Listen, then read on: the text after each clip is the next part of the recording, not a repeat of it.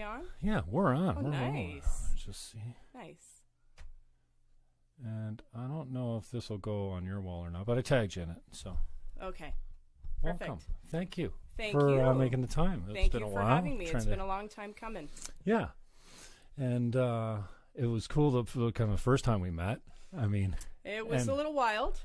Definitely. I think most people, when they meet me, though, that seems to be the general consensus, is that there was a wild time involved.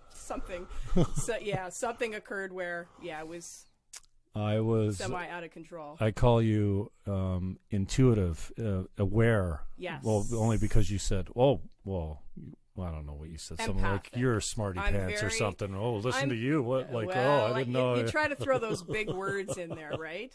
But no, empathic is what I said. And I've been that way since I was a young girl. Mm-hmm. Yeah. So. And then, wow, you got some great reaction on the fake book, which we're live on now. I did, yes, very much so. And I like your friends better than I posted. Mine, I don't know. They had such a great contribution. Your post was something like, I'm going on Jim Fannon Show in the next couple of weeks. Right. We're going to talk about NPD and narcissists. Right. It's a hard word to say, isn't it? Narcissists. Yeah. Narcissists. Yeah. And, general mental health, anything that, and get any ideas, like, what should we talk about? I mean, we could probably talk about NPD for hours and hours. I think it would be hours worth of conversation for sure. Yeah, and your friends are all just like, I want to know. Oh, they're right tell into me this, it. tell me this, tell me this. Because a lot of my friends are into mental health, and they're into, let's just say, different things. Mm-hmm. So this was right up their alley. So how do you describe yourself then? Give us kind of like a bio. So or quick I've been an RN for almost 15 years. And I've worked everywhere: emergency room, medical, telemetry, and just recently got into psychotherapy. So I've been seeing patients with a myriad of disorders, depression, anxiety mostly. But one thing I've noticed is that Niagara region is really, the rates of mental health issues, it's really soaring. Right? Do you find that? I mean, really, we see a lot of things on the news, the local news, mm-hmm. about suicides and depression and. Yeah, they used to say that about cancer. I think it was a wives' tale. I've never looked at the numbers, and I don't know. I would think that they're pretty average across the board. But what would make St. Catharines special needs as far as mental health goes? Well, I don't know that it's special needs. Or even Niagara. I'd say it's just. I think you could tend to agree that we're seeing a lot more, especially with young people, presenting with these sorts of issues, depression mostly, right? And I don't know I don't really know what would be the cause of it. I think our phones. Well, I think that's part of it. But I think depression is really, there's a myriad of reasons why it presents itself. Right. And I think personally, of course, I just want to put this out there that all of my contributions today are on a personal, like an opinionated, from an opinionated. Right. You're not giving medical advice. Right. I don't want to whip out the research and stuff. It's just, I want to make this more of a personal based video, if you will. Yeah. And I think we're seeing it, especially for young women. And that's why I think social media and addiction and depression seem to go along with each other. I feel, you can tell me if I'm wrong, and the addiction to the phone is another level. And so they're addicted to social media. They're constantly looking for that dopamine push. Yes. And then the comparisons, especially for young women, they're just, they're up to their eyes in it. And it's becoming commonplace with younger girls. Mm-hmm. Like I've heard girls as young as 9 and 10, and I can speak from this personally. Being a recovering anorexic, I'm going to delve into a little personal history here. Wow, okay. For many years, I dealt with eating disorders. And I'm hearing girls as young as 9, saying that they need to go on diets, skimping out on food, this kind of a thing. And I think you're absolutely right. I think the comparisons on social media are so commonplace. And it's truly affecting girls that are, really young. Yeah, I'm not sure how it's different from the photoshopping of the Vogue magazine. to, Becky down the street, how that comparison it seems to be more biting. It seems to have a greater effect when it's your friends that you're comparing yourself to, and then you're going to school with. And yes. And we all know, right? I hate to use the word fake book, but we all know that nobody's showing the bad part of their life, right? It's mostly the highlighted reels. And so people are seeing all the good stuff of their friends' feeds, and they're not necessarily seeing all of the undertow of pain or negativity that they might be experiencing, right? Yeah, I don't use it for that, or I don't find that that's my tendency. My social media is basically an anger outlet. Like, I am an angry, like, if you go to my Twitter feed, I have. There's no good news there. I'm pissed off, and I'm pissed off by people and situations and news and politics, and I try to caution people. Anybody that sat down with me for 5 minutes knows. Well, see, I knew you before, so I was well equipped. Yeah, before all no, that, but yeah. it's I say to people, even sometimes on Twitter, it's a lost cause, but I'm not my Twitter profile. Right. Like, I'm not that angry. I actually really love people. Right. But this is my avenue. It's well, my vehicle for Jim, defense. I mean, people are going to judge you no matter what. It wouldn't matter if you were, Pope John Paul on your feed. I mean, really, people are going to judge you regardless of who and what you portray, right? So, I mean, I know personally, I take anybody's insults or personal judgments of me with a grain of salt, because especially if it's somebody you don't know, then that's easier to do than if it's somebody connected in your community. That's like, I don't have too many haters, but I was just looking. August 4th, I must have been a bad boy on Twitter, because you know how your inbox for the people that you're following, or it goes to one place, but then it says requests or whatever on the other side. Yes, yeah. Just before you got, I clicked on request for whatever. Dude's like, I'll pay you $20 if I can punch you in the balls.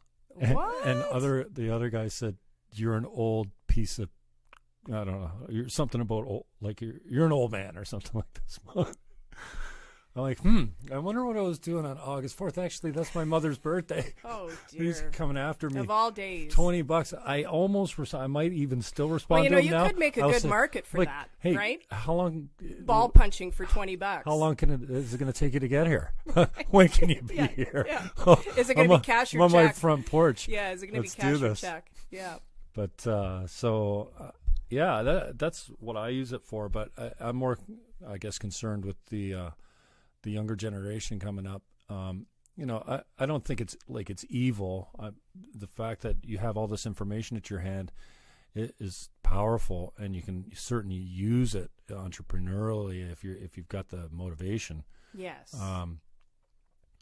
But it's interesting to see are addicted, young boys right? and young girls are having different problems in different times in different areas with different symptoms, and how it manifests is different too. And young boys are in trouble too right now. I mean, as far as everybody. And this culture where everyone gets a participation trophy, and you're perfect just how you are. The gold star. And that's really how narcissistic traits are born, aren't they? You're not perfect just how you are. You're actually deficient in so many areas, and you should be striving to be better all the time. Right. You can have whatever you want.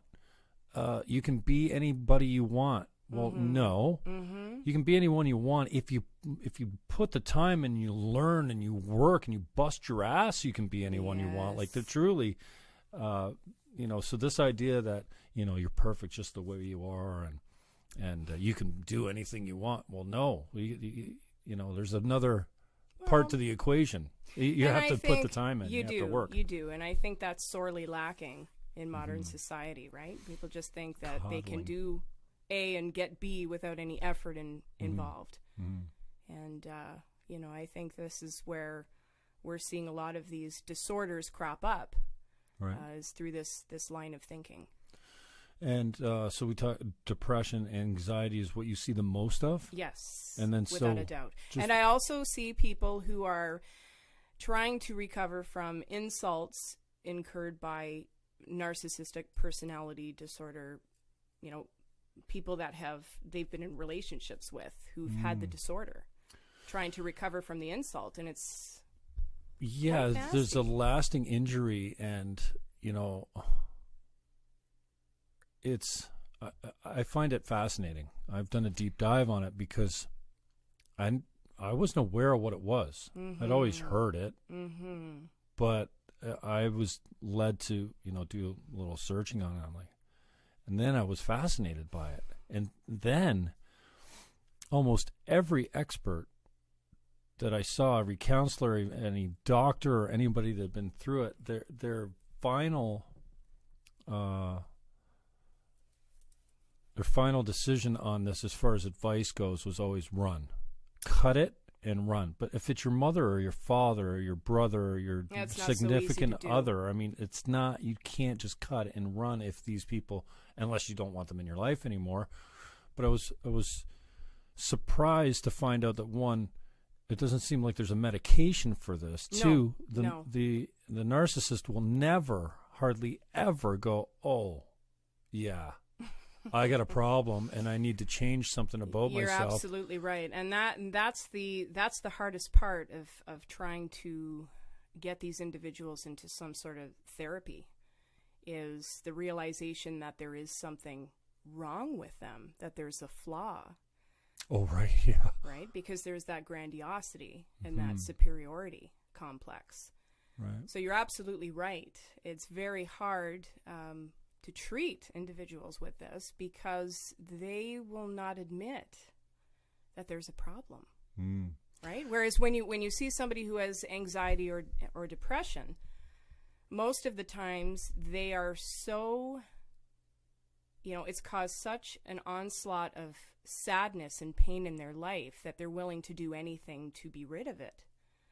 Not so with the narcissists. It's not that way. Because to them, their whole persona is not, there's no imperfections. Interesting that you go to that extreme to hide your deep-seated insecurity. And so I'm pretty familiar with how it manifests in a couple different ways. And I see less of the grandiose thing. But I notice, and this might not be narcissism, but the person that never will take responsibility, it's always someone else's fault. And I think that's kind of rampant in society today. Personal responsibility is not something we're doing really well with these days. This is why I say, Jim, it's very important to not label people as narcissistic personality disorder, because they may just be showing us traits. Right? And the delineating factor between the two is a lack of empathy. And that's key.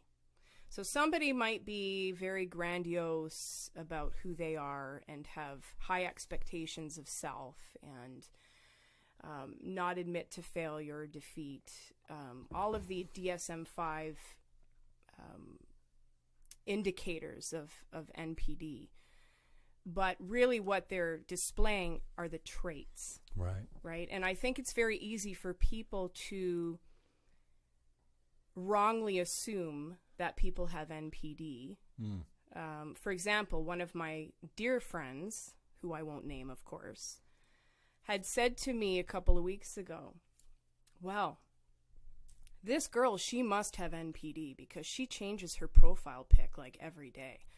Well, not so fast. That is an assumption. And it's also, yes, it's a trait. Like we see Kim Kardashian. She's probably the most famous person that is out there with selfies. I think she created it. Or maybe you did with this picture here. I don't know. That was a long time ago. But she was pretty well the creator of the selfie craze. But again, I had to correct her and say, it's not a disorder. It's a trait. So it's very important that we look at people from a non-judgmental perspective, because it's very easy to label people. So that's my takeaway point right there. Okay, so tell us a little bit about how it typically manifests. I know it can manifest in a whole bunch of ways, but I think you were talking about 5 out of 11 traits or something like that. then, I mean, so when you find the most narcissistic people, well, if we're talking about most, they've done studies, and again, I'm not going to whip out studies on the show, just for, lack of time and what have you, and quite frankly, it's boring.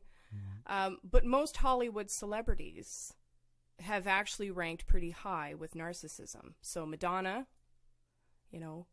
Donald Trump, all the ones that you would think, very, always trying to reinvent themselves, putting themselves in the spotlight, talking about self all the time. But again, the defining feature of NPD is a lack of empathy, right? So, you're in the schoolyard when you're a kid and you call someone fat and they cry and you feel bad. They don't have that. There's no feeling bad associated with their actions. And that's where people are victims of people with NPD. That's how people become victims, because they don't care about the other person. Everything is exploitative and manipulative, right? Because a lot of people are grandiose. They want to do this and they want to do that and they want to change careers. That doesn't necessarily mean you have narcissistic personality disorder. So it's very important to not, like I said, judge or misperceive what you're seeing in people. So that's just ice cold then, as far as, so like you look at somebody like that and you just go, wow. It's just nothing. It depends. Like I said, there's the 3 types of narcissists, which we were discussing earlier. And of course, the worst kind is the malignant narcissist, right? So they don't have any capacity to feel somebody's pain. If they do something wrong to somebody or they exploit somebody, there's no empathy or concern. So I think that's the worst one, is the malignant narcissist. Try saying that 10 times fast. It's hard to say. What else? What are the other 2? Well, there's the less common one, like I was saying before, is the sort of the one that's behind the scenes, right? The one that hides. That hides in the shadows and isn't, doesn't have outward gestures of grandiosity or superiority, but they still have those thoughts and they're still able to exploit people.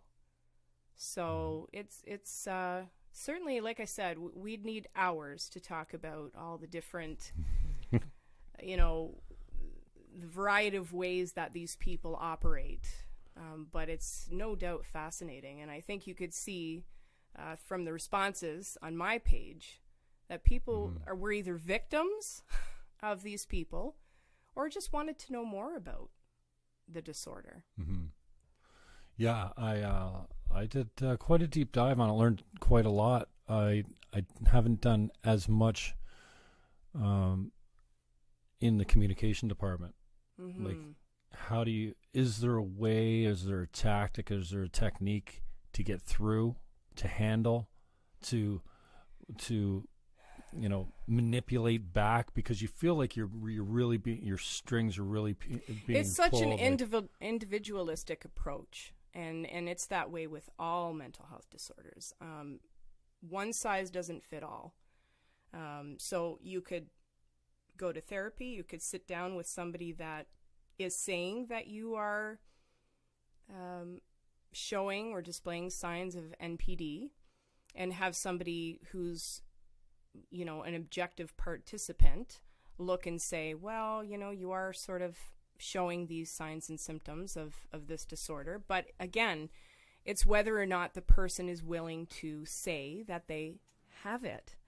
And that, if you read all of the research and, articles, journal articles on this disorder, that's half the battle, is getting these people to admit that there is some type of flaw, or that people are, that's another common sign of this, is that they always think people are envious of them. They always think people are envious of them, or they're envious of other people. And it's not a normal envy. It's an over-the-top envy, right? So everything that they do if they're perceived in a negative way, it's, oh, she's jealous of me. Oh, he's jealous of me. So they can never look at self as being the culprit. And again, there's no pill you can take for this disorder. There's no pill you can take. It's not like depression where we give you Paxil or Zoloft or, Cymbalta. It's not like that. It really has to come from within. You really have to look within yourself and be able to say, there's a problem here. And the way that I'm treating people, you have to look at the failed relationships that you've had in your life and how many of them you've had and why they've gone south, right? What was the reason behind it? And if it's always been something you've been doing, well, that's a pretty good indicator. I see you sort of skulk back when I say that. Well, it's just it's next to impossible to get one to even look inward long enough to go, oh, could be me. And I think it's kind of like it goes right along with the bell curve that we're on right now, as far as like this is just more prominent all the way around. Mental health is an issue all the way around, right. And so it stands to reason that you're going to see more of these in your life. And how they they manifest for me is, one, you can't get one to take responsibility. They'll never apologize for anything they've ever done. And the gaslighting is unbelievable, where you think you're nuts. Yeah, they'll make you feel that because way. It's yeah, just like, they'll make you feel that way. And then it seems like that if you're discussing a topic and you're like, okay, so we're talking about this, then everything that you've ever done seems to come back up into the conversation about. Well, women have very long memories, don't we? Right? So that's a whole other topic. I'm so glad I'm my father's son that way. My father is like, you know what? We can, boom, you explode, and then, okay, we're done? All right, good. Can we go have fun now? Right. You know? We're a lot different. There is no one and done. Oh, yeah. I didn't know it was a man and woman thing. Yeah. But, and then you'd never hear an apology. No. Like I said to a buddy of mine the other day, I'm like, dude.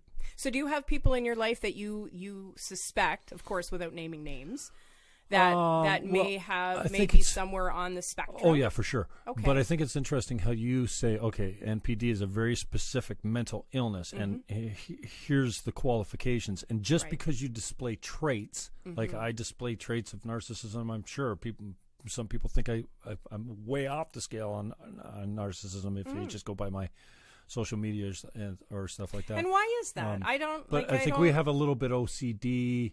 I don't like when people joke about, oh, I'm OCD.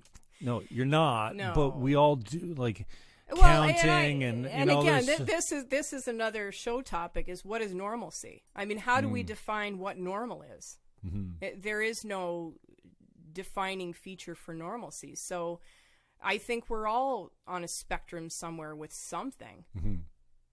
I've never met somebody and said, wow, what a normal human being. That just doesn't exist. That doesn't healthy exist. Mental individual. Yeah, I mean, that just does not exist. Yeah, it's interesting where you draw the line. I guess it's in the fat part of the bell curve, the people that are, getting along in society. And then once you get out into the tail end of the distribution, where the minority of people are who have very serious problems. And for me, that's always, if you can see somebody that's seriously affected by the complete condition, then you can back it off into people that have a little bit of that. And so that's why I think it's interesting. I'm not trying to make people sick or put labels on them or what have you, but I think it's interesting that, we all have narcissistic personality types. We all have traits. We all have traits, right. But again, going back to my friend and her judgment, and I guess you can tell by now I hate judgment. I hate judgment of any kind. I've been judged my whole life, and I just hate it. I can't stress that enough. I just think there's so much more behind people than what meets the eye. And until you delve into you peel back the onion layers of every person, you should never put them under some kind of, judgment. Well, and that's so true as far as, like, clean your own room first. Yes. You ain't so great either. Right. And you have Who can claim perfection? Well, And we're also prone to just absolute evil. Oh, like, I mean, we're human, right? Yes. And like yes. these Nazi guards, they were normal people just like you and I, and we could be, you think, oh no, I'd stand against that kind of, no. And there's power in numbers, isn't there? And, it's an ideological brainwashing or what have you, that like these people, and there is some element of like, oh, do this or we'll kill your family. There was some of that, but no, they mainly bought into a lie, and they thought that this was virtuous of some way. Which is very interesting, because if you read about Adolf Hitler, he's another one that was pegged as NPD. Right. So these people have Jim Jones, another one. So these people are very powerful, influential people. And that is quite scary, because they can influence the masses. And we know how Jim Jones, how things ended with that. People are easy led. A lot of people are easy led by numbers and by influence. I wonder why that is lacking in their life. I think, again, it's a whole other topic, but I think people just want something to believe in at the end of the day. They just want something or someone to believe in this effed up world. Well, it's got to speak to something that's missing, though, first, that they're filling a hole with, and whether that's, personally or what, I'm not sure. Well, sure. And some people fill it with alcohol, some people with porn, some people with opiates, some people with, influential, powerful people. Yeah. Now, do you think this is something that's hereditary or mostly influenced by your care or nurture, or what do they call it? Nature or nurture? Nature versus nurture. Well, I think, again, with every disorder, there are several components at play. So you have genetics, you have hormones, you have environment, you have personal relationships, specifically when you were a child, how you were, those are crucial, those are crucial years when child development, how you got along with your mother, how you got along with your father, how you were, right. If you were an only child as opposed to a child with several siblings. So all of these come into play in the formation of different mental illnesses. There really isn't one component that we can pinpoint down and say, that's what started that, right? And everybody's different. It's individualistic. It's very individualistic. I think it's interesting how we can hold on to an injury from 3 years old, and usually there is a major injury. I don't mean a physical injury, but I mean just some traumatic event, that something's wrong. Just something's really wrong. I use the idea of the kid that plays in the sprinkler in the front lawn. That is his paradise. And one day he goes out and he's playing in the sprinkler, and something's really wrong. He doesn't know what it is. All he's got is, it feels like his leg's on fire. And he's screaming. He doesn't know what's up. And it turns out he got stung by a bee. That happened to me. That's not a bee. Are you taking this from my archives when I was a kid? Okay, just checking. It's, that exact scenario happened to me. But then hanging on to the injury looks like he doesn't go back into the sprinkler ever again without shoes on. And kind of how he gets through life is kind of like being really careful. Sure. Because he did something wrong, or in that moment he decided he was bad, that he had done something wrong, and that he was paying for it now. And for the rest of his life, and there's 3 stages that are very important, I think, where these injuries come up. One's the awkward phase when you're a teenager, I think, where you don't belong. One's when you're really like in that 3 or 4 year old stage where something's wrong. Right. I can't remember what the other one is, but this exercise made us identify. It took me. I don't think I could find the one when I was a kid. The one that awkward in high school. I could come up with 100,000 of those times. Same. I don't think anyone. But it was such a cool exercise, because many people that really got present to that injury of 3 or 4 years old really were able to diffuse it by going, I made that up. I wasn't wrong. It wasn't bad. It wasn't because I wasn't careful. It was a bee. It's not bees. It happens. It was a freak of nature. But to carry that injury forward, to realize at 50 years old that you're living your life based on an event that happened when you were 3 and 4. But more importantly, a lie that you created that's not actually true. There was nothing wrong with you then. There's nothing, Right. And you don't have to be careful. Right. You don't have to wear slippers in the yard all the time, figuratively, as going through life. Yeah, but isn't that fair to say, though, that, that would play upon people's sensitivities and the amount of strength that people have. And everybody's different. Again, it's very individual how people handle any kind of trauma, whether it be a minor one or a major one. I mean, we see it all the time, people that, well, maybe not all the time, but in the news, people who have been in car accidents and their whole family has perished. And somehow they go on and you think to yourself, wow, like how much fortitude does it take and strength to get through something like that? Whereas you see other people that can't handle a flat tire. So again, I think it's very individually based, how people react to any kind of trauma. Oh, definitely.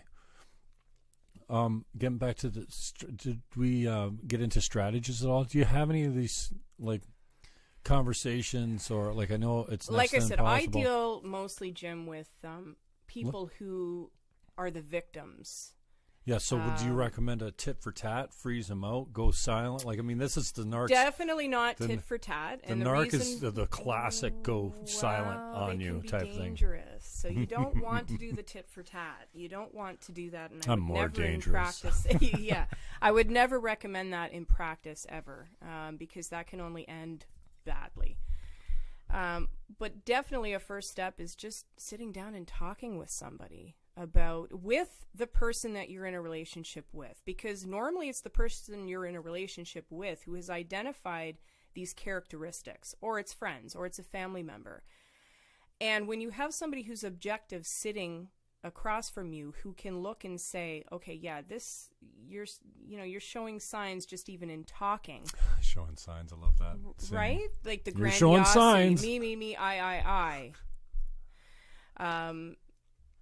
Everybody's envious of them, right? They can do no wrong. So there's red flags that can come up in simple conversation that can be picked up during therapy. But it's getting that person in the therapy seat. And that, if we can come up with a better strategy to do that, like I said, I've never directly dealt with somebody with NPD. I've done tons of research on it, but I've dealt with the people who have been impacted by it. Do you think it's hard for some people to see themselves as a victim? Absolutely. Because I was I'm not that guy. But I remember I went a checklist one time. I'm like, yeah. Dude, seriously? I have What, you were looking through the NPD? No, of I think it was signs that you're being abused in a relationship. Doesn't matter who it is. It could be your mother, father, brother, sister, whoever. And I'm like, oh, shit. But again, remember we were talking about this. The hypochondriasis that can happen when you read lists or you Google. Don't do any of those things, because you're apt to find yourself somewhere on that list. I remember, a girlfriend of mine, she went through for, psych or something like that, and she self-diagnosed in the course and then jumped on, she was on 20 milligrams a day or something like that, a big dose. Wow. Of what? Oh, I can't remember what she took. Prozac, but she didn't get out of bed a lot, man. She was... And then she drank on it as well. Oh, that's bad. That's really, really and bad. I lost track of her, but that was a girlfriend of yours? Yeah, way back. Oh dear. And I had no idea, and she kept it from me. So when I found out she was medicated, and I think a mutual friend of ours was like, "Don't tell Jimmy about the pills." Because he's he hates pharmaceuticals, right? And that brings us to another topic. She just kept it. And then I was like, oh, this changes everything. And no wonder. Yes. If I had known, at least you could, piece some of it off. Well, and I think a lot of people, these a 6'4" big buff guy is going to be a little bit apprehensive to say to anybody that he's been had by somebody with NPD, right? Like it's embarrassing. Yeah, there you go. To a certain degree that you've been had. Perfectly. You've been had. That's exactly what you said. Yeah, you've been sold, and I think it's interesting, especially like in a romantic sense. If you're in a relationship with, like, the beginning is like the showering and the and then you're like love bombing. Yeah, that's another situation entirely, and it goes with narcissistic personality disorder. Part of the hook, I guess, right? Yes, we all want to be told how amazing we are, and we all want to have that one person who loves us. And there's nothing wrong with that inherently. There isn't anything wrong with that. And I don't want somebody who's listening who maybe has a new relationship and has a person on the phone right now saying to them, I love you so much, to think, oh my God, this person has NPD. No, I'm not suggesting that. It's when it is beyond reason, right? Like this person is sending you diatribes of love that are, arm's length texts, and they can't live without you, and showing up with the gifts all the time. Yeah, that is a red flag in and of itself. And so is narcissistic rage. That's another terminology that's regularly used in this disorder. And again, this goes back to getting somebody to sit in the therapy chair. Well, they will explode in anger if they are told that there is something wrong with them, that they are doing something wrong, that they are exhibiting some of these traits. They will go into full-on rage. And that's why I say tit for tat probably is not a good idea with some of these people. Again, very dependent on who you're dealing with. Well, yeah, and the man and you wants to say, no, I'm going to fight. And you're not going to get the best of me, and I'll beat you at this game. And you won't. You just What do you mean? With somebody who's suggesting you go to therapy? Is that? No, with the narc. Oh, yes. Oh, yeah. And just give it right back to him. Oh, yeah, you want, I can act like a narcissist. I can play your game because you're showing me exactly how to do it. Right. But when they go into these rages, it was also suggested, and again, nothing that I say here I want viewers to take and write down and compare notes with. This is just for fun banter, okay? But it was also suggested that Ted Bundy had narcissistic personality disorder, and we all know how that ended. Yeah, so I didn't see these people are unpredictable, particularly when they're in a state of rage. And so, against our better judgment, because I'm the same way as well, I'm somewhat vindictive. So if somebody's doing something to me, right, then, and it's probably the Eastern European in me, like, you want to get back at them, but it's against your better judgment because there are sometimes severe repercussions. I do know one of my clients who was in a relationship with somebody with NPD, and she was beaten very badly at the suggestion to him that there was something wrong and that she wanted him to go to therapy with her. So there are sometimes severe consequences to trying to give retribution. How about I saw somebody on your wall was asked about recovery, I think, and you're like, oh yes, lots and lots of therapy and ways of dealing with people so that you are more intuitive as to what the signs are of people with this disorder, so that you can avoid going back into a relationship with somebody like this. I think but lots of therapy to rebuild self-esteem. Self-esteem is crucial because these people will tear down your self-esteem. They never want you to think that you are above them. So they will tear down your self-esteem. So it's important to build yourself back up and also to be alerted to the signs and symptoms of what narcissists will do to manipulate and exploit people. Because when it's like Oprah said, right? When you know better, you do better. I had to throw an Oprahism in there. I had to. Sorry about that, everyone. Sorry. Oprah. You don't like Oprah? No. Okay, well, we won't go there. What's next? Okay, we throw a Serena Williams quote at me?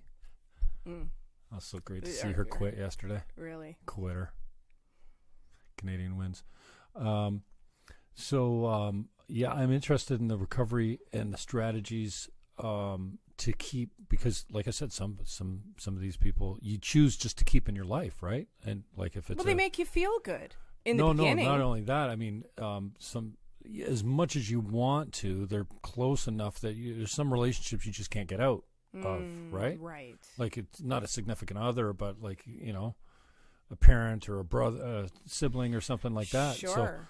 I'm always interested what strategies to stay in conversation with them look like so that you don't lose your mind. And also going back to the, you know, I get therapy. But from what I can tell, it's, you need to be like, if you can cut it off, it's like gangrene, right? You have to amputate the arm before it kills you, because it will. So anything I've seen, if there's a choice, you cut and run. You're done. No contact at any level ever. And because until they get help, I absolutely agree with that. What is the history of a narc calling you up and going, you know what? I saw the light. I got therapy. I'm good now. It just doesn't happen. For anyone that I know, they're going to die a narc.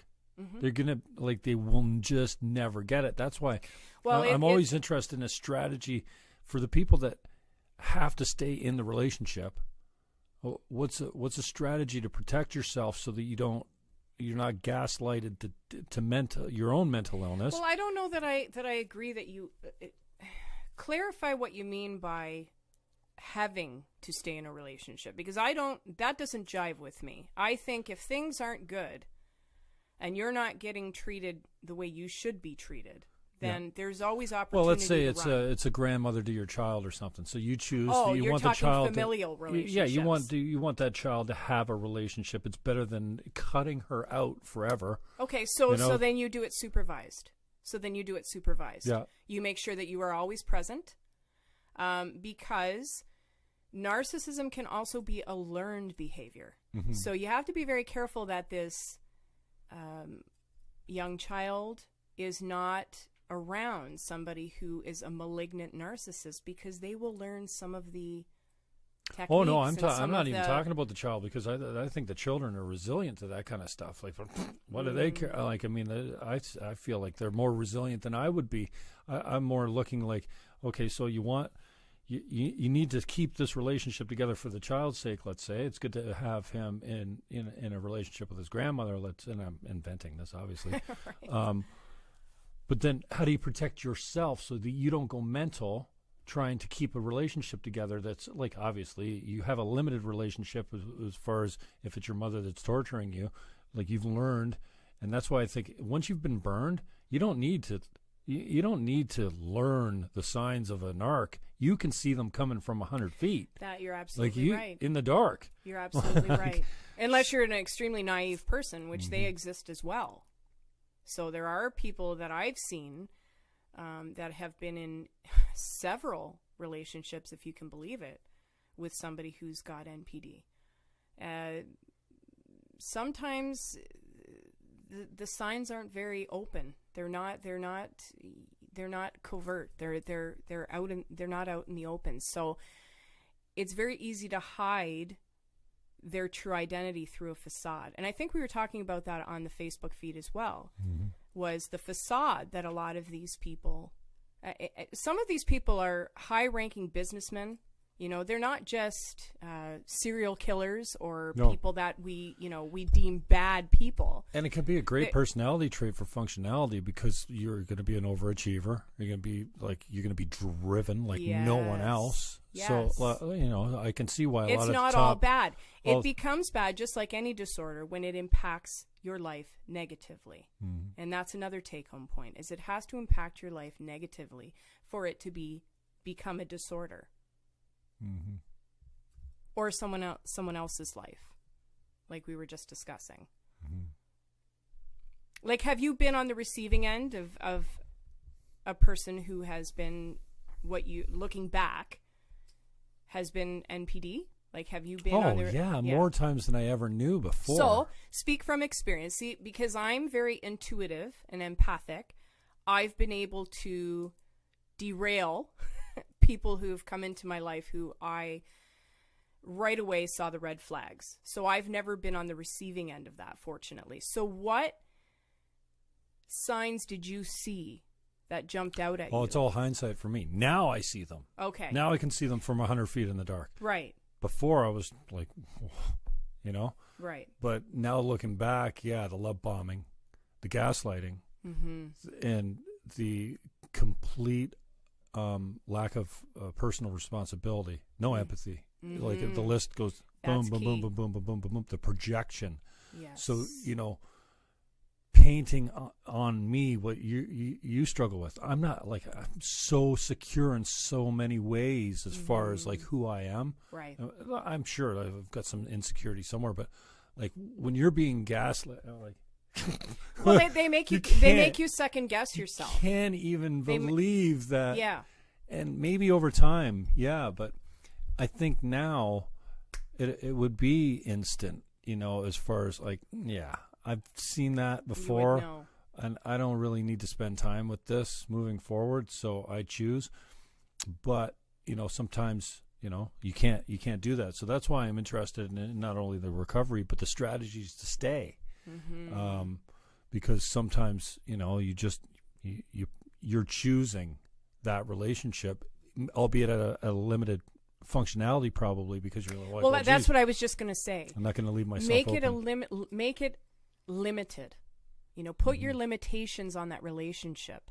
So as soon as you start seeing, even in conversation, that things are you're starting to see the hallmark symptoms arise, even in conversation, you cut it off. You just say, okay, well, we've had enough of a visit today. See you later. Until perhaps they get the point that what they're doing is not approved of, and they will have limited amounts of time with a loved one as a result. So there is consequences to their actions. Mm-hmm. Do you see what I mean? Yep. It's not giving, it's not being vindictive. It's showing them that the way that they're behaving is not copacetic with you, and therefore they're going to have limited relationships as a result, even if it's with a grandchild, even if it's with their son, even if it's with their mother, whoever it might be, because that's how true change comes about, is through consequence. So if we can instill consequence, then hopefully change will occur.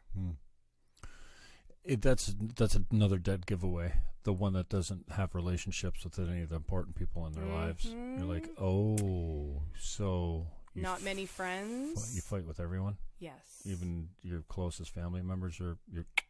Right, and and this disorder is interesting too, for many reasons, but not the least of which is because it is linked with so many other ones. Antisocial personality disorder, that's a whole other can of worms. But again, the link between the two of those is a lack of empathy, which with your antisocial personality in kids, you can start seeing borderline signs. Too? Borderline personality disorder? Is that lacking empathy as well? It can be. It depends. Again, you're not going to have a textbook version of a disorder in any given person. It doesn't work like that. It doesn't work like that in medicine either, right? You're going to have a list of symptoms, and you're using deductive reasoning to see which one this person may or may not have. And you're doing that through looking at the different clinical pathways and seeing, okay, this fits with this person, but this person doesn't have that. And you're sort of, like I said, using reasoning behind why you're coming up with a diagnosis. So borderline personality disorder, you can sometimes have people who who don't show empathy, right? But there's a whole host of other things that people with that disorder will have as well. So it's not just, one size doesn't fit all with every person. Every person is different.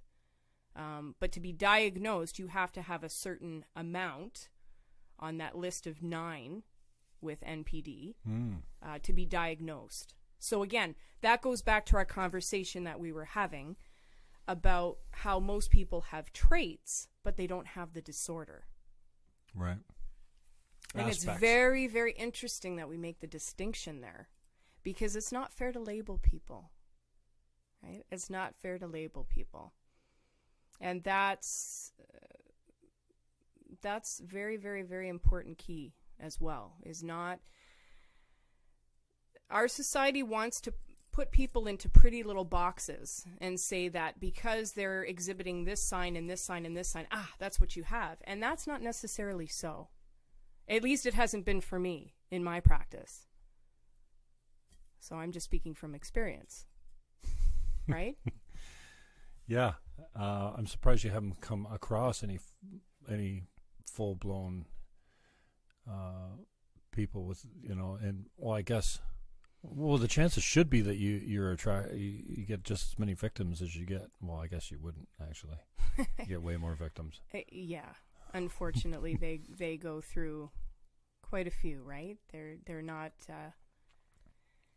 it doesn't matter how many failed relationships they have, they'll go on to the next one. Yeah, they're shapeshifters, right? Yes. So they just get a new supply and then they glom on. Yes, and the narcissistic supply. That's until another they term that's wear it out as soon as you readily used. And it's just like they go from job to job too, because once they figure you out, then you're, yes, most people are like, okay, well, when they can't use you anymore, then they move on to the next victim because you're used goods now, right? so they have to find fresh meat, a new victim, right? And it's a scary disorder. But again, like I was saying to you earlier, it's rare. It's actually a rare disorder. It's not very prevalent. We throw these words out, NPD, all the time. You hear it all the time now in the mass media. Oh yeah. But it actually is a rare disorder. Now again, lots of people have all the traits or some of the traits, but that doesn't necessarily mean you have the disorder. It's when it becomes a problem in your life or in the life of another person, in addition to all of those symptoms, that we're looking at a disorder. And then cross it with the psychopath, and you gotta... Oh, and then you've got a made-for-TV movie. Yeah. Or a documentary. I'm like documentary queen. I didn't see the Bundy tapes or whatever I call did. it, but I did. Like right when I've it came heard out. that, him referred to as the narcissist before. And, he was very charming. All reports. I don't know what this says about me, but I've read autobiographies about him. You know what I mean? I've read all kinds of books about, his confessions and things of the like, and he was so charming. You would have never guessed that he had all of these thought processes, which is even more scary, that people like him are among us, and a lot of us are we're none the wiser.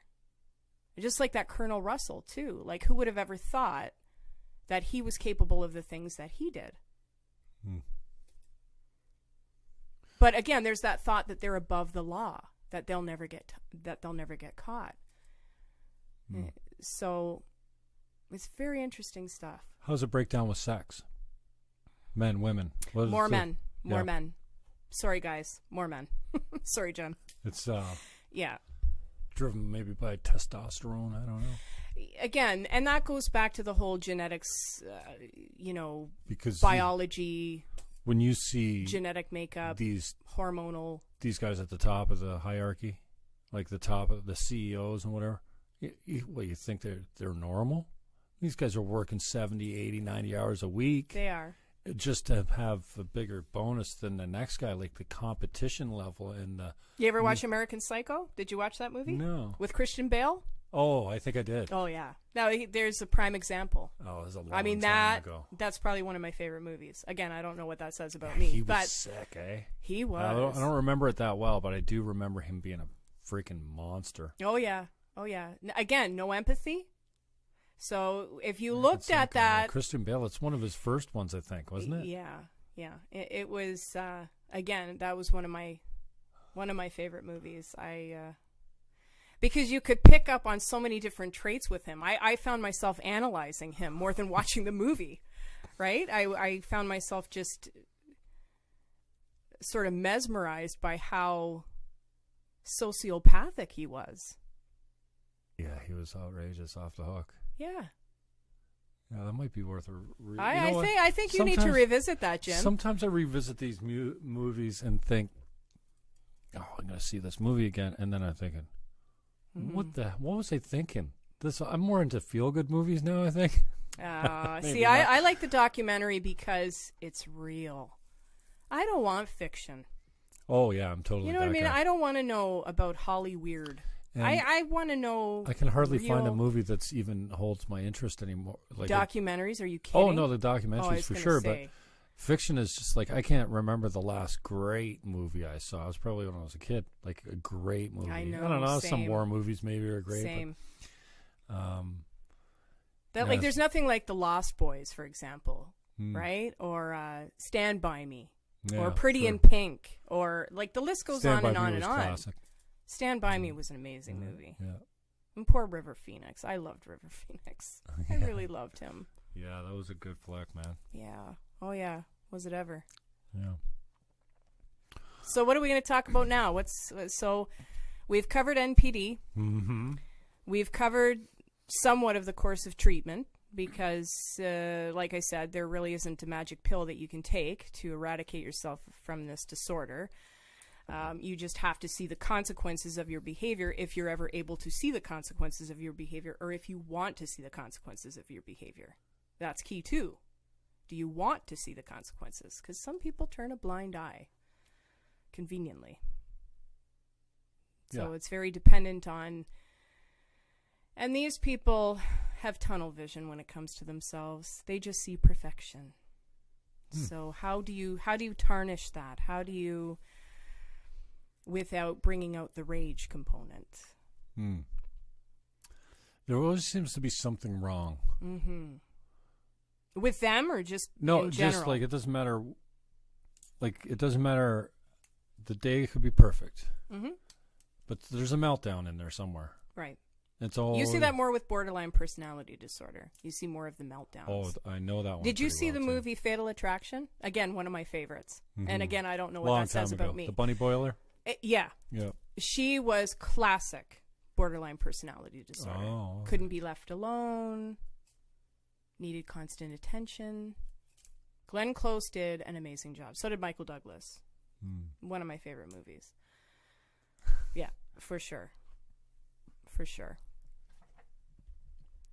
You like the movies with all the sickos in it, eh? Why don't they make for the best characters? I think it's because I've always been enthralled by mental health.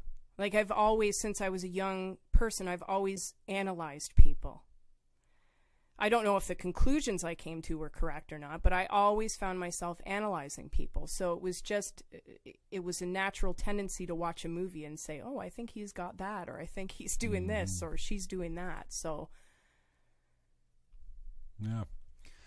I'm also interested in how it breaks down with the big five personality type too, because if you say more men have it, then they have a proclivity for a certain personality type too. They're, so I wonder if you're looking at the big five, if there's a personality type that's more susceptible to it. Big five. Yeah, because the openness, you talk about Hollywood, open, agreeable, that whole,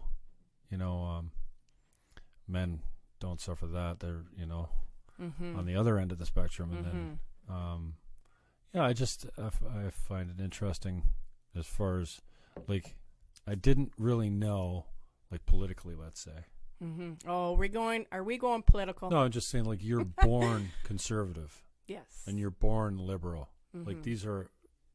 You think you're born that way? Some of it's the environment, but mostly, yeah, your personality type is really important. And men and women have certain proclivities, obviously not stereotyping straight across the board. Well, I think it's the way you're raised, too. I mean, yeah, if you're raised by staunch liberals, chances... Really? Well, are you... born into it. Yeah. And, you know, you look at it, like, women are more agreeable as a general sense. Mm-hmm. And so as a result, I guess it depends on the woman. No, but agreeable's not in the sense of, like, agreeing to get along. But, yes, it's like when you use it as a personality aspect, or whatever they call it, it's... So how it manifests is men are more disagreeable. That's why they're in jail, mostly, right? And that's also why they make more money sometimes, because they will negotiate hard for their check, where the agreeable one's like, well, yeah, I don't want to make waves, right? You know, right. So I wonder if NPD kind of has is more skewed towards one person than another. You would think like neuroticism obviously is going to have a high propensity for that disorder, and you would think that anxiety too, because behind this grandiose exterior is usually a person who suffers from a very frail self-esteem. Okay, so this is almost a compensatory mechanism. Absolutely, the NPD. Right? And I think, again, this goes back to basic biology. Testosterone produces different traits than estrogen. I prefer one to the other. Right? There was an interesting study about estrogen and how, you know, women are notorious for doing a balancing act. We're able to do 3 different things at the same time. And there was a study based upon estrogen and how that interplays with being able to multitask, basically. So I found that pretty interesting, because most men that I know, and again, this isn't... I'm a multi-monotasker. So I go start 5, 6, 7, 8 projects, and then I go from one to the other, and we just go... Right, but do you do them at the same time? No, I'm a multi-monotasker. Okay, I can only do one thing at a time. Fair enough. Because you don't have a lot of estrogen. Well, they say you can't hear 2 things at a time. You can't read and listen at the same time. Like, it's very difficult. We have a very narrow bandwidth of consciousness. Like, if you could measure it, somebody said... Are you talking about humanity as a whole, or are you talking about men? No, just people. Okay. I think, who was it the other day, measured it as something like 4 bits.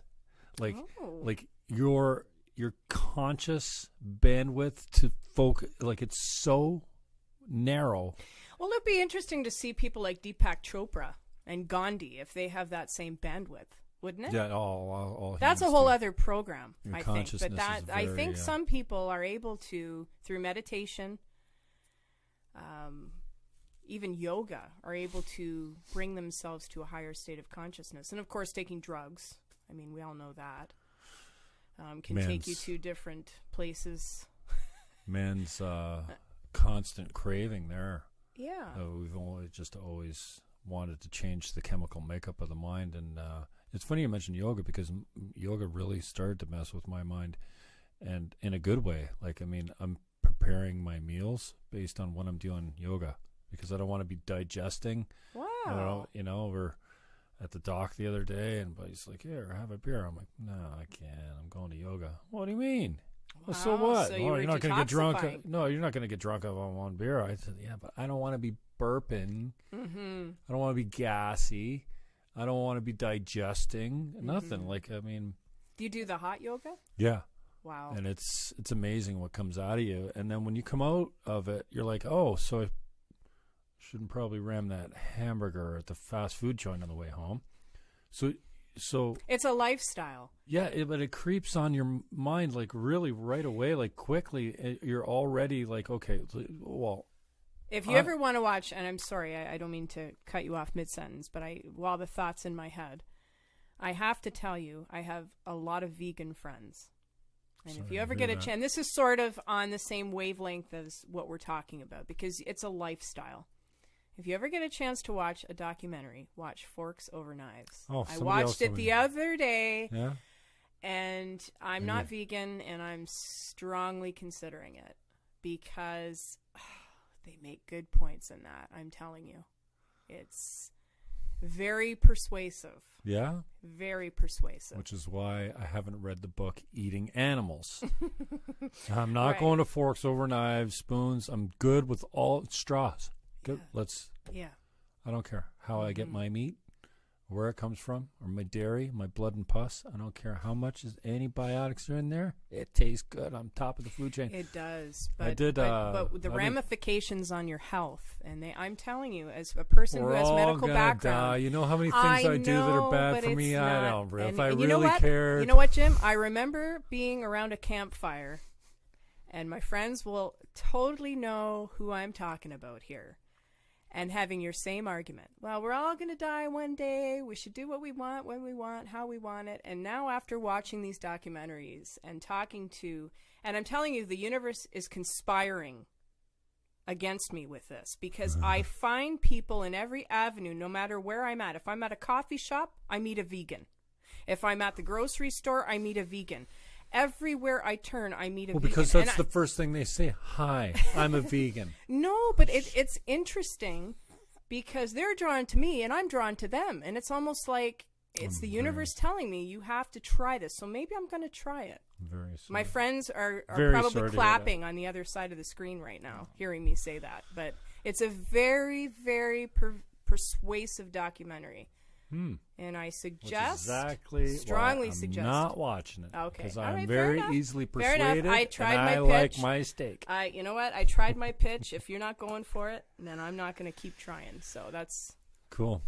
Well, I appreciate the time. Let's tell everyone how they can get a hold of you on social media. And so I have a Facebook page. You're a Packer fan.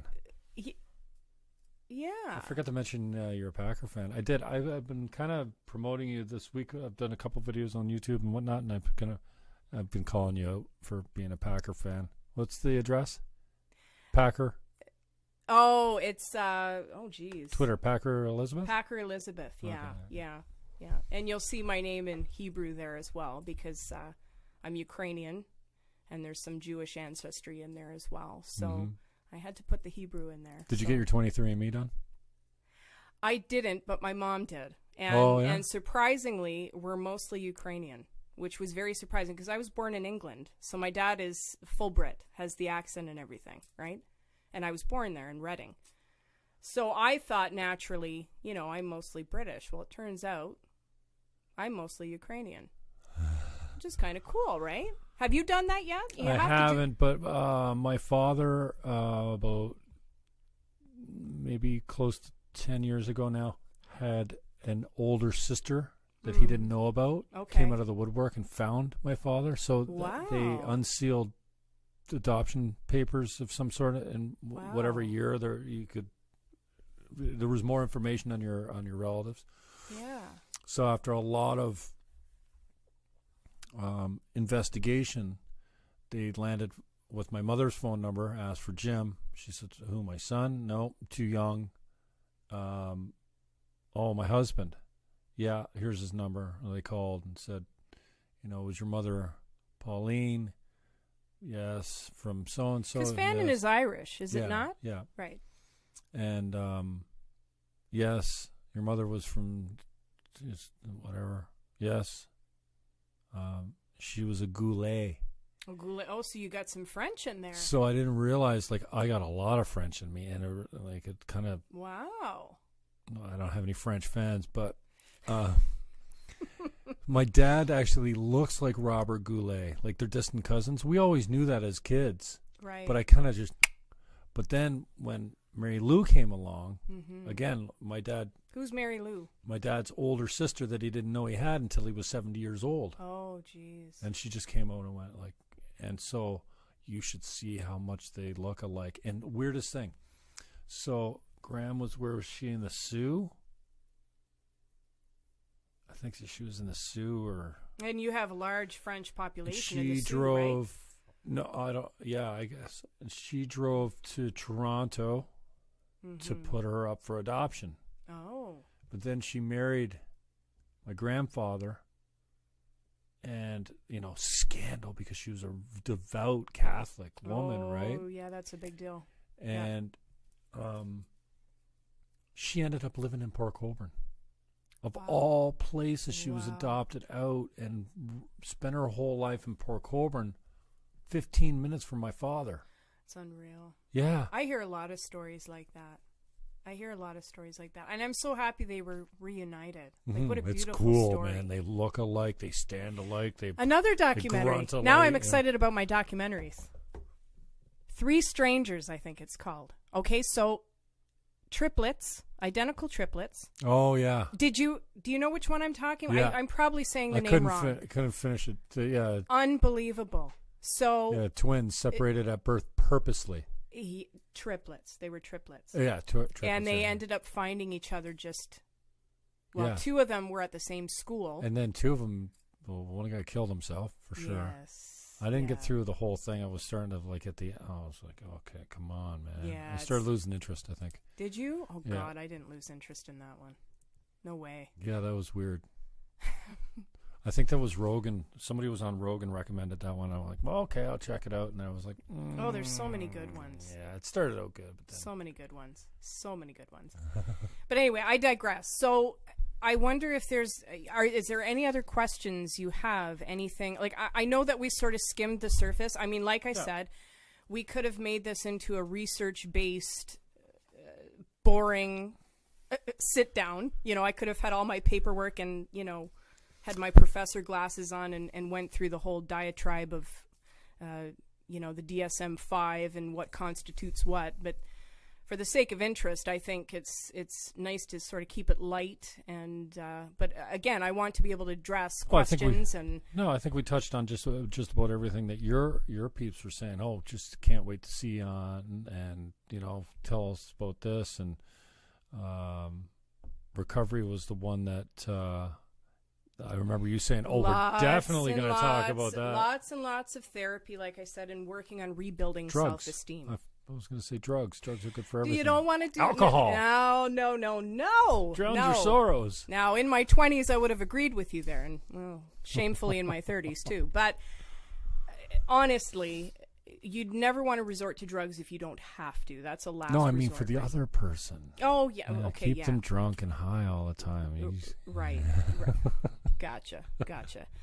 But I think it's very important that you're building your self-esteem, because that's what I see the most are people who are, for all intents and purposes, they're broken.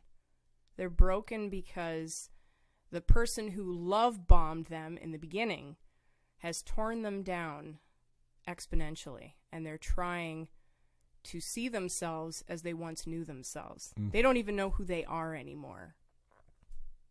So it's a warpath, and you're trying to rebuild your identity after dealing with these people. So that's the best thing that I can say. And I know it's sort of a laid-back response, but therapy.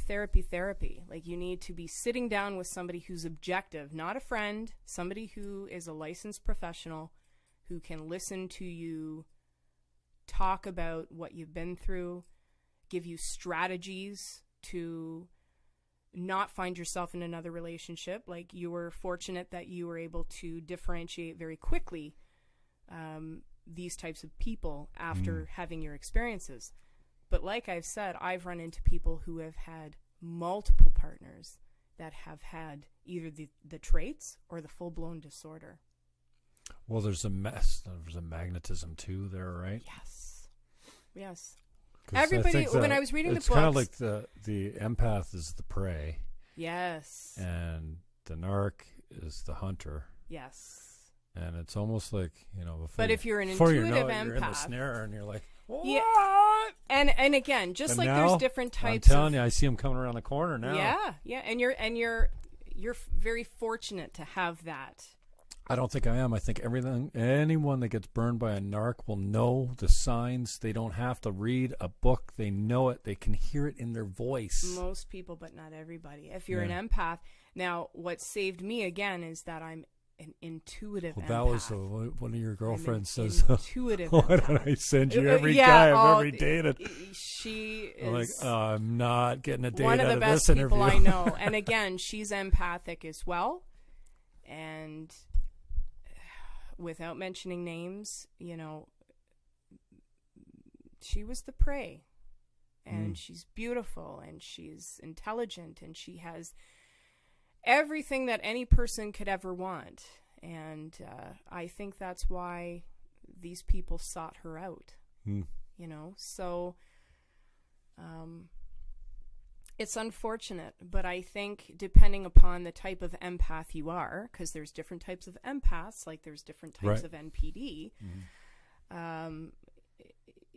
depending upon that, you could find yourself victim over and over again, depending upon who you are. Again, individuality. Everybody's different. Thank you for your time. That was awesome. You know what? I've been waiting to do this a long time with you, and I'm happy to finally sit down and converse. And I am interested to see what your friendies say. And, it looks like we're still live. Oh, yeah. We just had a little lag. I'm interested to see what the peeps say. So okay. Now I got to sneeze like crazy. Oh, no. Are you allergic to me? Give me the Twitter address, @PackerElizabeth. Yes, I'm. @PackerElizabeth. I don't generally check out my page, so it's a little rusty. @PackerElizabeth. You can find her on Twitter. Facebook. I'm on Facebook as Elisabeth Sharma. I also have Instagram, but I'll be honest, I don't really use it. So I'm not Instagram. I try to avoid all facets of social media because honestly, I'm doing too much in my life to be able to dedicate so much time to each facet of social media. I'm more just posting now. Like I do succumb to it, where you're bored and you're going through not Facebook as much anymore. I'm all about Twitter. It all happens on Twitter. Facebook's everyone so boring now. does the wake and scroll, like right? Everybody does the wake and scroll, and then before trying to get away from that right? as well. And I honestly check my Messenger a lot because I find a lot of people try to get a hold of me through Messenger. So it looks like I'm on there a little more than I should be. I like the Hootsuite, like the API or whatever they call it. It just goes Twitter, LinkedIn, and Facebook. And just one post. But you know what I like? I'll read articles, or I'll go to the article on the Twitter feed. Yeah. And then just share that, and then and when I'm trolling, I'll purposely put it down for multiple hours, just because I know I'm going to have like hundreds. The of Twitterverse hate is a different kingdom than Facebook, isn't it? When I troll certain people and I get a good one in really early, and sometimes it's just easy, right? And then the predictable responses come. Oh yeah. And then your notifications just light up because you got so many people. I haven't been ratioed that badly. I want to get to a point where my tweet is so horrific that what being ratioed is. Like if you're doing if you're trolling properly, you should be ratioed 10 times. Right. So the idea is that the comments that tell you you're a fucking idiot are 10 times the likes. Is that what you're going after? If you're trolling right, you want to be ratioed off the board. Now, it hurts the pride a little bit. Myself, I tend to I shy away from politics, and I shy away from certain subjects because, again, I don't want to judge people. I've had my share of that. And quite frankly, it sucks. And I don't want to be the perpetrator of that. I don't, and especially in practice, because I've sat down with some pretty funky individuals. And your first thought is, wow, there is not enough therapy that I can give this person to get them to a state of what we call normalcy. But in talking to that person, you start to find beauty in every person. And I'm not just saying this as like, trying to sound too soft or whatever, but I'm just being honest. Like, in every person, there's beauty and there's bad, right? And you have to try to get to both aspects, I think, when you're sitting down with somebody in therapy. It's not enough to look at somebody and judge them based on what they look like, what they've said to you.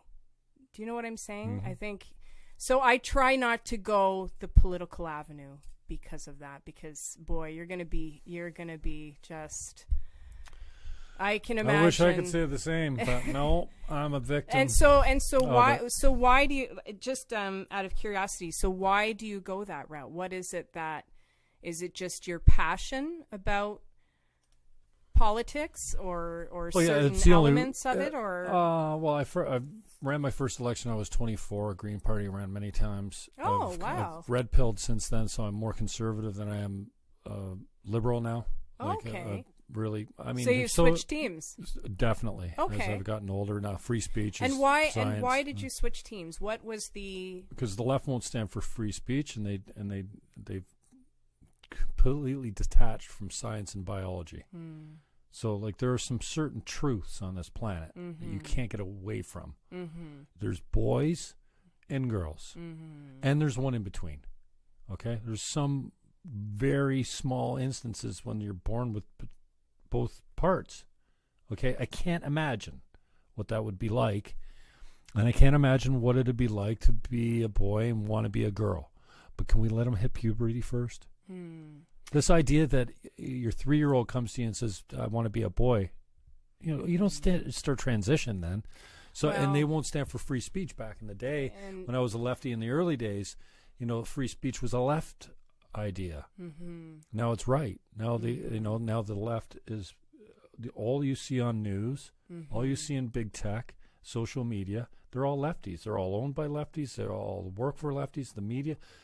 And the conservatives are being run out of town, as being banned from, like, I don't care how racist or how sick you are. You should be able to say your piece, as long as you're not saying, hey, go get this guy.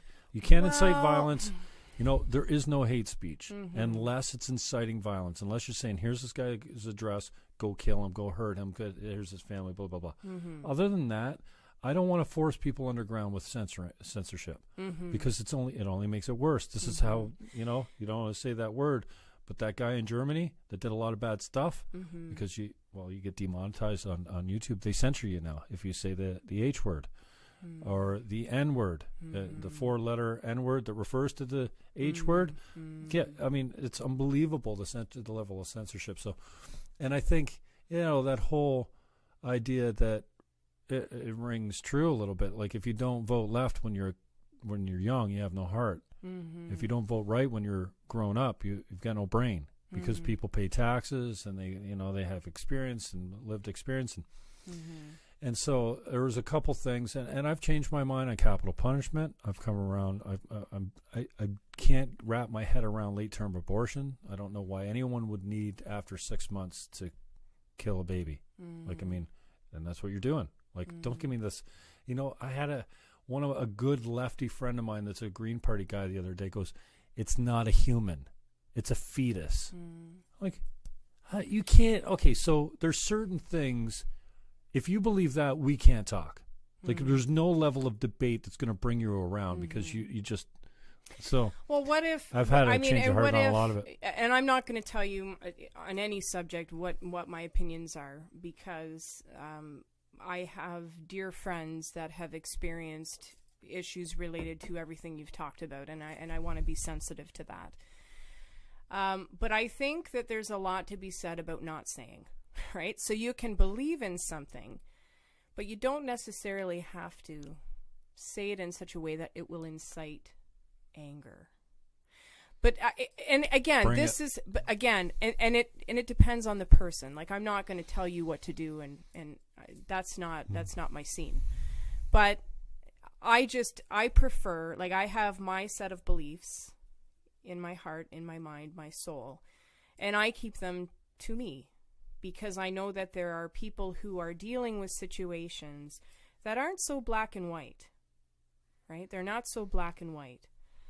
And so when you speak of topics that might be sensitive to certain people, I think that's where the problem lays with them, right? Like, they're going to get angry that you've brought up a topic in such a way that it paints them in a negative light. But again, I'm not going to tell you how to live your life. I think we need to learn how to converse therapeutically, or at least functionally. And I agree. I think that I can, and I've sat down with people. My background, I'm Roman Catholic. I go to church on Sunday. I believe in God wholeheartedly. And I have friends who are atheists, and I would never begrudge them that. I don't judge them. Who am I to say anybody's wrong for what they believe in? I love the militant atheists that will fight to the death that there is no God, like they know better than anyone else. Well, again, so, and that goes back to what I was saying about that. Well, and that goes back to what I was saying about people just want something to believe in, or someone to believe in. And this is, again, where we have the Jim Jones come into play, and David Koresh's, and leaders that did things and manipulated people in ways that we look back and we look at, and I watched the Jonestown documentary as well, another fascinating documentary. You can't believe that these people drank this juice. They drank this juice, and they died. That's where drinking the Kool-Aid comes from. Well, yeah, the crazy Kool-Aid. Yeah, I mean, people want to fill that void, which I believe we all have in some way, shape, or form, with anything that they can. And unfortunately, sometimes that's with people who are very influential and in the wrong ways. So. Cool. At Jim Fannon on Twitter, give us a like, give us a sub, share the content if you like it. At Elisabeth Sharma, you see her at the top there in the fake book. And we'll talk to you. Peace. Thanks, everybody. Bye, everyone. Bye.